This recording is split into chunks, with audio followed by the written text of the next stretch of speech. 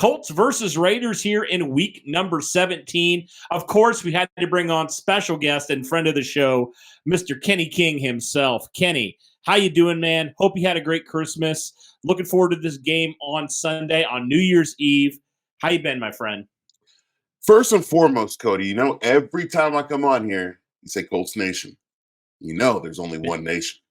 It's Raider Nation, baby. I know. But no, I'm good, man. I hope you had a great Christmas. I hope you guys out there in Colts territory, you guys had a good Christmas. But I'm doing good, man. Feeling good. Good, man. You should be feeling good. The Raiders, tell you what, man, coming out of nowhere. You thought they were dead in the water earlier this year. And, the Raiders come off a really big win a week ago against the Kansas City Chiefs. So how are you feeling right now about this Raiders team right now that, has a 7-8 record? They're right there in the playoff hunt with all the other teams, this crowded AFC, as we know. How are you feeling about the Raiders right now? I'm feeling a lot better about the Raiders than I was a few weeks ago. We got rid of Josh McDaniels. We made the change at quarterback to putting Aiden OConnell in. Obviously, Aiden didn't have a great game against the Chiefs, but the Raiders defense did, and they went out there and they took it away from Pat Mahomes and those guys. And everybody knows winning at Arrowhead is not easy. Winning at Arrowhead on Christmas is not easy. Winning at Arrowhead in the winter is not easy. And so to go out there and to play the Grinch and to take that was huge. And just this defense under Patrick Graham, under Antonio Pierce, these guys are just playing lights out, playing some crazy great football. And I'm really excited about this team and what Antonio Pierce has been able to do and just shift the culture of this team. And it really feels, for the first time in a long time, like a real Raiders team. Gives me that feeling of a Raiders defense of the 80s, that swaggering boisterously. And I'm excited. I'm really excited about this team. Yeah, man, I got to imagine you were elated when Josh McDaniels got canned earlier this year it's funny. Ironically enough, when we met a season ago, that was the only first game for Jeff Saturday. In his first and only win of the season. So yeah. I'm sure you were overjoyed with him being gone and now having Pearson here and, winning the last couple here. Yeah, just talk to me about what Antonio Pierce, I know you mentioned it before, but just the change that you've seen from this Raiders team, from where they were under McDaniel to start the season to where they are now. Yeah, what AP does is he gives the players freedom. And that's one of the things that McDaniels didn't do is there wasn't that freedom in the locker room. There wasn't the ability for guys to feel safe or to feel like they can go out and say what they want to say or play a certain way.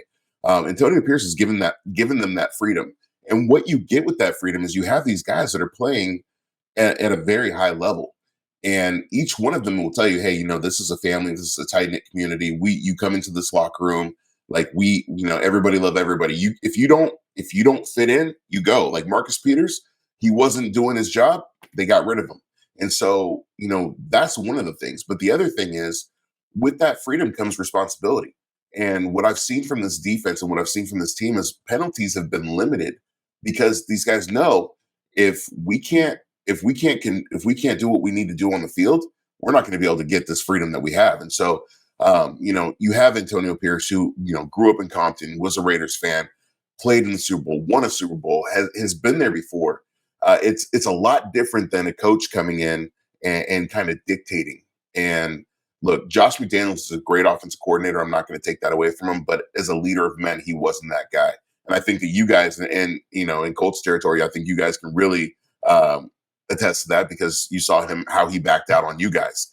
And so, it really speaks volumes to what Antonio Pierce has been able to do and just creating a change in the culture at that switch of time in the year. Yeah. Talking about change of culture, it's interesting because, at this point last year, the Indianapolis Colts were, potentially going to get a top 5 draft pick at that point. And then they bring in Shane Steichen, and what he's been able to do. I know the last couple weeks, it seemed like the last 3 weeks outside of the Pittsburgh game, 2 of those 3 weeks, they haven't looked great. But yeah, man, just the culture change that Shane Steichen's brought in, and now the Indianapolis Colts getting back 2 key players potentially in this game, wide receiver Michael Pittman, who who obviously went out in that Pittsburgh game, and then Braden Smith, the right tackle, which I think will be huge in this game, especially considering who the competition will be on this Raiders defense. What has your impression been of Shane Steichen in this Indianapolis Colts squad, who I think a lot of people wrote off at the beginning of the year? Yeah, no, I think that they're doing a really good job over there, and a lot of people did write them off. I think a lot of people were like, what are they going to do over here? What's going on with the Colts? I think that they've been performing at a very good level. I think the other thing too is you guys are blessed to be in a division that's kind of in a weird state right now. I mean, CJ Stroud goes down for a couple games. Trevor Lawrence goes out for a couple games. So it's you guys are everything's wide up in the air. And I think looking at this game, there's a lot of implications on both sides, right? Like you guys need to win, we need to win. And so I feel like this is going to be a really exciting game.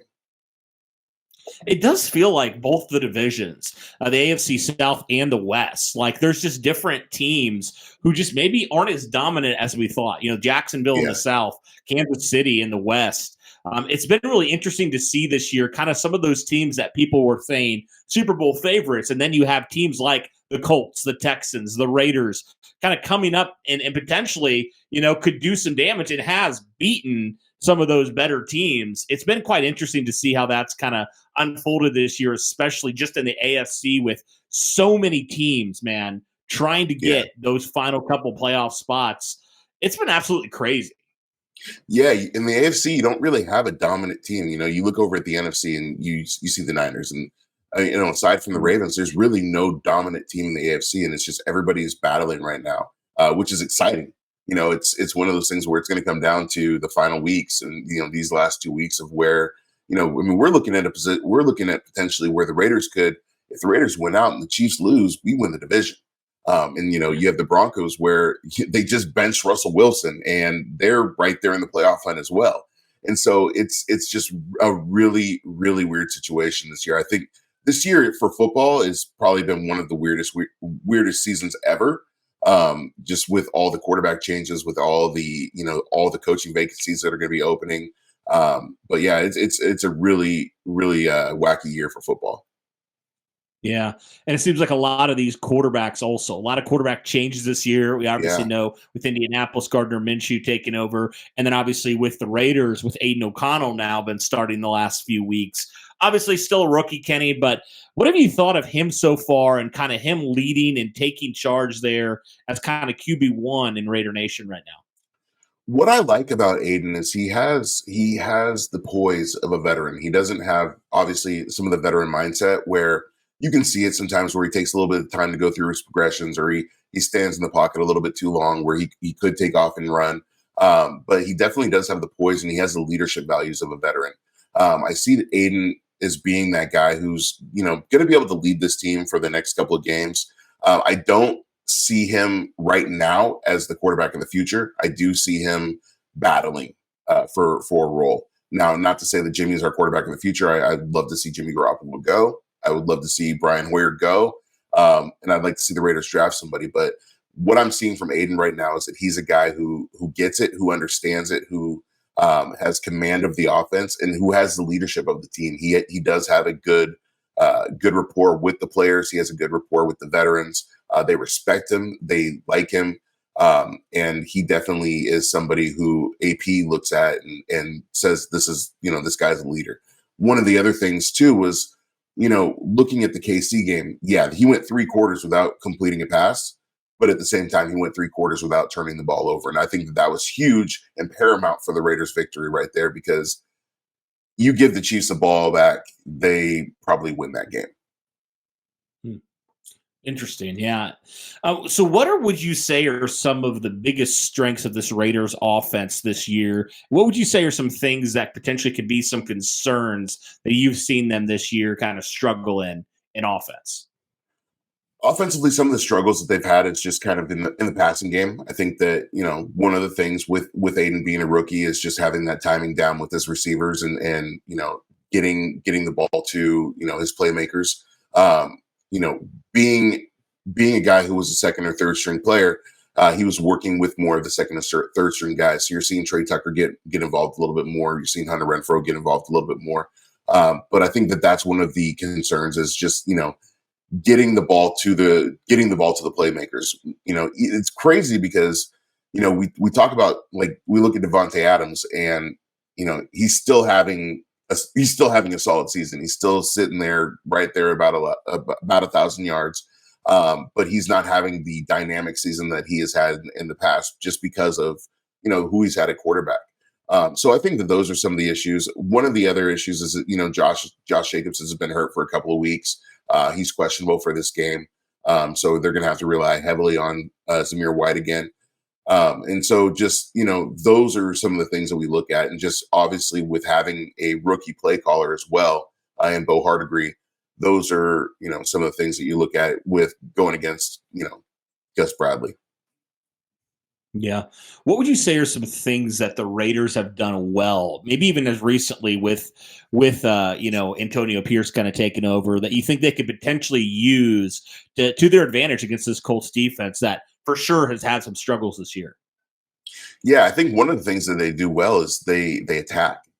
Antonio Pierce plays with a attack mindset, and what I like about him is that he's like, hey, we're gonna put our foot on the gas. We're gonna grab him by the throat. We're gonna go out there. We're gonna play, and he's gonna take chances. He's gonna go forward on fourth down. He's gonna take a shot at the end zone. He's gonna do these things that are not conducive to what other coaches would do, like a Josh McDaniels, where Josh would probably take the more conservative approach. AP is going to go after it, and he's going to drive at you. I think the other thing too, that I think that this offense does well is they when they get rolling, they start pulling out some trick plays. And they have some really good plays, and we have Jacoby Myers who played quarterback in high school, who has the ability to throw the ball as well. He threw a touchdown to Devontae Adams against the Chargers. And so they have the ability to pull some things out of their magic hat. And so those are the things that I think they do really well. And they do run the ball really well. I mean, Zamir White had 145 yards last week against the Chiefs. And that's what you really want to see, is you just want to see them continue to drive, and they control the clock really well. Gotcha. How do they do it protecting the quarterback, out of curiosity? They've been doing a really good job. Thayer Munford stepped up at left tackle, taking over for Colton Miller. He's done a really good job taking over that left tackle role. I believe Colton's back this week. So you will see Colton back there, but they do a really good job protecting the quarterback. And Aiden actually does a pretty good job of reading the defense and making sure that he knows where the defenders are at. So hopefully we can keep DeForest Buckner and Kwity Paye away from him. Yeah, for sure. Now, switching over, Kenny, just to this Raider defense, because we obviously know Max Crosby, the force that he can be out there, just feels like he almost can single-handedly take over games at this point.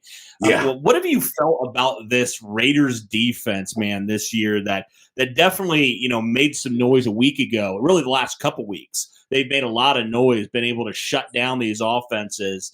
Talk to me about this Raider defense, what they do well, what they maybe struggle in, and how they match up potentially against this Colts offense. Yeah, this defense, they just get after it. I mean, you have Max Crosby on one end. We finally put Malcolm Kuntz in. Kuntz is playing at a very high level in the past 2 games. He has 5 sacks, I believe 9 tackles for losses. He's playing at a high level. He's another speed rush guy on the other side. They moved Tyree Wilson, the first-round pick, who was drafted as a defensive end. They moved him inside. Bilal Nichols, Adam Butler, those guys are playing great inside. They get after the quarterback. And the linebacker role, Antonio Pierce is fully embraced his role as a linebacker coach. Robert Spillane and Divine Diablo are playing amazing right now. Robert Spillane's probably playing at a Pro Bowl level. And he's just everywhere on the field. And then the cornerbacks, the secondary is where there's a little bit of the issue. Some of these guys have a hard time out there. Sometimes they have a little bit tough time in coverage, but it's kind of a bend but don't break defense. And so what I've seen is that, you got Jack Jones, who we signed a couple weeks ago, who's got back-to-back pick sixes. Those are the things that are really exciting me about the defense. Is these guys are aggressive. They play very physical, but at the same time, they play a controlled chaos brand of defense where, yeah, it's physical. They're rough. They're going to hit you, but it's also not dirty. It's not like Sean Payton's Bounty Gate guys. Yeah, for sure. Yeah, they come in. I mean, I look at it, they're pretty good, especially against the pass. And again, yeah, getting after the quarterback certainly helps in that department. It's going to be interesting, Kenny, just to see how this works because this Colts offense has been so hot and cold at times. Yeah, They go into Pittsburgh and they run the ball so well, and then they can't get anything going against the Atlanta Falcons. It's very hot and cold, very Jekyll and Hyde when it comes to this Colts offense. It really depends. Gardner Minshew comes off one of his best performances against the Steelers and then can't complete a pass seemingly against the Falcons. So I'm very interested to see what version of the Colts offense we get because traditionally the Colts this year, if they've had, I think you could count probably 3 performances, the Falcons game, the Jaguars game earlier, and then obviously the Cincinnati game as well. And they've responded well each time after that loss, especially on offense. Their offense kind of goes inept and then all of a sudden they come back. So I'm very intrigued to see which version of the Colts offense we get. With Jonathan Taylor being back, Pittman being back. Yeah, they get some guys back, but with the limitations of a Gardner Minshew, I just don't know how much I can trust this Colts offense on a week to week basis because one week they look like a top 10 offense and the other week they look like a bottom offense in the NFL. So I'm very intrigued to see how that works. And I think they just got to ultimately protect the quarterback and not, like you talked about with Aiden O'Connell, turn the ball over. That's just been something that Gardner Minshew's done so many times this year is put the ball on the ground or put it in a defender's hands. So it's going to be interesting. Yeah, and the other thing that I look at is, this Raiders team, they have one, they have a reason. Obviously, we're both playing for a playoff spot, but 2, this team got embarrassed last year. We got embarrassed by you guys by, Jeff Saturday coming into our house and beating us. A guy who was hired off the street getting his only win against us. At the same time, Gardner Minshew, there's guys like Max Crosby, Colton Miller, Josh Jacobs, who were on that 2008 or 2019 Raiders team in Oakland where Gardner Minshew beat the Raiders on a controversial call. So there's a little bit of bad taste in our mouth from those. So and not to mention you guys broke Derek Carr's leg in 2016. So we got a little. Yeah, we got a little bit of a bad taste in our mouth. And so, I know this defense is salivating getting ready for this game. Yeah, absolutely. Well, Kenny, what are your kind of keys to victory here, if you will, for the Raiders and maybe some key matchups that you're watching that you think will ultimately kind of determine how this game turns out? Yeah, I think, I'm going to channel it back to Al Davis. And what he said is within the first 5 to 10 plays, the quarterback must go down and must go down hard. And, I think the key to victory is targeting Gardner Minshew and getting after it. If Max Crosby and Malcolm Kuntz can get to Gardner, get in his head, put him on the ground, make him feel it a little bit. I think that's going to be a big key to victory. I think the other thing is, key matchups that I'm looking at is Max Crosby and Malcolm Kuntz against the Colts offensive line. Also Jack Jones and Amik Robertson against, the Colts wide receivers. Robert Spillane against Jonathan Taylor and seeing how that matchup is. But then also Aiden O'Connell against the Colts defense and how Aiden O'Connell responds to last week where he didn't complete a pass in 3 quarters, how he responds to that and how he bounces back. And I expect to see Devontae Adams and Jacoby Myers have a big game. Well, last thing we want to do here, Kenny, appreciate you coming on as always. Got to have a score prediction. Got to get your thoughts here on what you think the final score will be in this matchup. I'm going to think that it's going to be probably relatively low scoring. I'm going to say 24-17 Raiders. Obviously I'm not going to pick you guys to win. But yeah, going in 10 a.m. spot, I'm going to take the Raiders to win 24-17. Okay. I think the Colts will have a bounce back game offensively, just because of how poor they look. They've traditionally done that. So I'm going to say Indianapolis. I always have to pick the Colts to win too. I mean, unless I just like last year, I couldn't pick them, but I have to have faith that they've shown me enough where I can pick them. So I'm going to go. I think it's going to be around that 20 range or so. So I'm going to go 24-21 Indianapolis. So I think it's going to be right there. I do think Okay. it's going to be right there, but I think it's going to come down to really one of those final possessions. I think that's what's going to, but I do think it's going to be kind of a defensive battle, if you will, at times. Maybe a few chunk plays in there, but yeah, it's going to be fun, man. Really excited. And obviously, the Colts have this and their last game of the season at home. So maybe that'll do something good for them. We'll see on this one. But Kenny, thank you so much, man. Can't thank you enough for coming on. Why don't you tell everybody where they can find you and find your work? Yeah, definitely. You can check me out on any podcast platform, YouTube. It's Real Talk with Kenny King Jr. Check me out on Twitter, Kenny King _Jr. and TikTok and IG is the _ Kenny King Jr. Awesome. Well, thanks so much, man. Appreciate it. I always tell our guests on here good luck on Sunday, but not too much luck because we want the Indianapolis Colts on this podcast to finally get back to the playoffs. And I'm sure same way for you, you'd say the same thing, but really do appreciate having you on, man. No, I appreciate it every time. It's a yearly tradition Awesome. for us.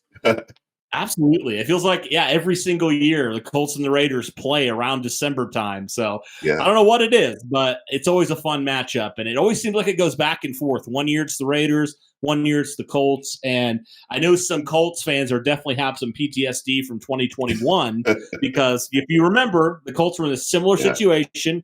Actually, I think the same kind of situation here where they only needed to win one or two of their last two games. Raiders were one of those, and the Raiders came away and they beat them. And then obviously the loss in Jacksonville. I mean, that just encapsulated that 2021 season. So hopefully the Colts can get the monkey off their back this time.